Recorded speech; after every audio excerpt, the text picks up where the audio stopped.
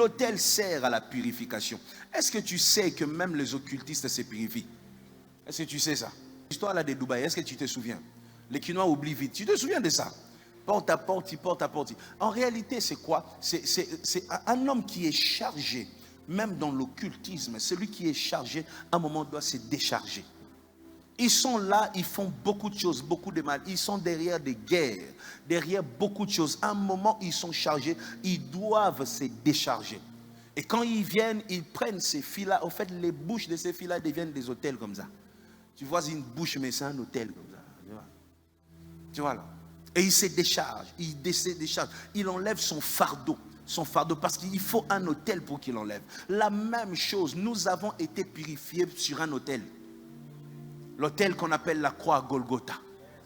C'est là que nous avons été purifiés. L'autel sert à la purification. Lorsque tu sens que ton fardeau pèse, ton péché pèse, lorsque tu sens que dans ton intérieur ça ne marche pas, tu es rempli de culpabilité. Quand tu pries, tu lèves les mains, tu sens que le ciel est fermé. N'aie pas peur, bâtis un autel avec Dieu.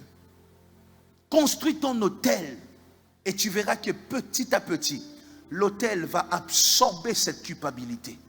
L'Éternel te relève encore. Bâtis ton autel. Ce n'est jamais fini. Que personne ne te dise à cause de ton péché, Dieu t'abandonne. À cause de ton péché, c'est fini. Ce n'est jamais fini. Nous avons un Dieu qui s'est accordé une chance. Pas une deuxième, même une troisième, même une dixième. Il s'est accordé une chance. Tant que tu vis, l'Éternel peut encore te faire grâce. Dis Amen. Autre chose que tu dois savoir encore sur l'autel. L'autel constitue un soutien spirituel. Écoute, tu sais, comme je suis en train de travailler ici, je suis en train de prêcher ici. En réalité, moi, je suis en train de regarder mes notes, tu vois. Je ne suis pas en train de prier. Hein? Je ne suis pas en train de prier. On est d'accord? Je ne suis pas en train de prier. Je suis simplement en train de regarder mes notes et je suis en train de t'enseigner. Mais à un moment, tu verras qu'il y a quelqu'un qui sera saisi par la puissance de Dieu. À un moment, tu verras qu'il y a quelqu'un qui sera emporté par la grâce de Dieu. À un moment, tu verras qu'il y a quelque chose qui se passe ici. Demain, tu verras quelqu'un venir témoigner et dire, pasteur, quand le pasteur prêchait ce jour-là, à un moment, il y avait comme un feu en moi et puis j'ai sursauté, je suis rentré à la maison, je suis guéri. Qu'est-ce qui fait ce travail? Pendant que moi, je me concentre sur mon message. Je me concentre sur mes papiers. Mais qu'est-ce qui fait qu'il y a des guérisons? L'autel. L'autel est un soutien. Un soutien dans le monde spirituel. Quand tu te lèves le matin, tu vas faire tes affaires.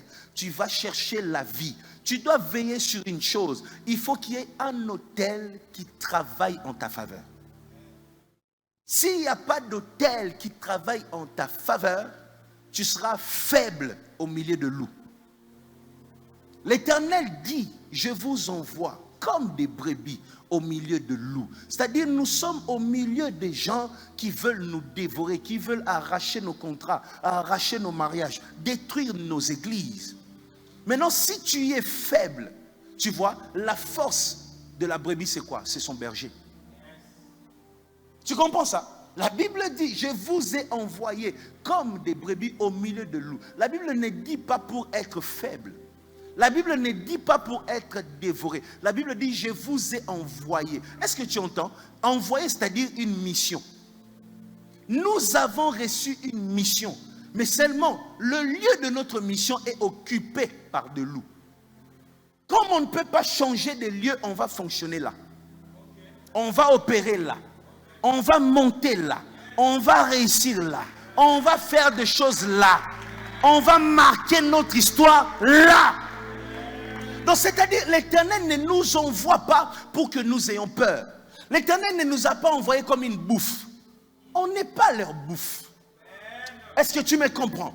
On n'est pas l'Éternel ne nous a pas envoyés pour être des nourritures. Il nous a envoyés pour réussir au milieu des méchants. Toi qui as peur, oh non, ma famille, il y a beaucoup de méchanceté, n'ayez pas peur, c'est là que l'Éternel nous a envoyés. L'Éternel, en nous envoyant, il savait qu'on est faible. Maintenant, qu'est-ce qui rend fort celui qui est faible? L'arrière, l'autel. Un hôtel qui travaille en ta faveur. C'est-à-dire qu'on te regarde, on voit physiquement comme si tu es quelqu'un de négligeable. Mais qu'on te laisse une occasion. Tu surprends tout le monde. Moi, j'aime, vous savez, j'aime la réaction des gens quand ils découvrent que tu n'es pas n'importe qui. Moi, j'aime l'image, j'aime cette image. On t'a négligé, on t'a méprisé, on t'a chassé. Et puis, à la fin de la journée, on constate que sans toi, ils ne peuvent rien. J'aime que ça arrive dans ta vie au nom de Jésus. Tu peux faire, tu peux accomplir de grandes choses. Nous avons été envoyés. Si un jour tu te retrouves dans un milieu où il y a beaucoup de méchanceté, ne panique pas. Dis-toi, ce milieu correspond exactement à la prophétie de ma vie. Ça correspond à la prophétie de ma vie. La prophétie de ma vie dit: je vous envoie comme des brebis au milieu de nous. Ce n'est pas un problème. Donc ça dit, c'est lui qui m'a envoyé. C'est comment il va faire pour que ici, là, au milieu des méchants, que je puisse prospérer et marquer mon histoire. Tu ne dois pas être en retrait. Oh non, zela bango bakolungwa, zamba yebi non, bisoto zela te batuba lungwa. Est-ce que tu me comprends?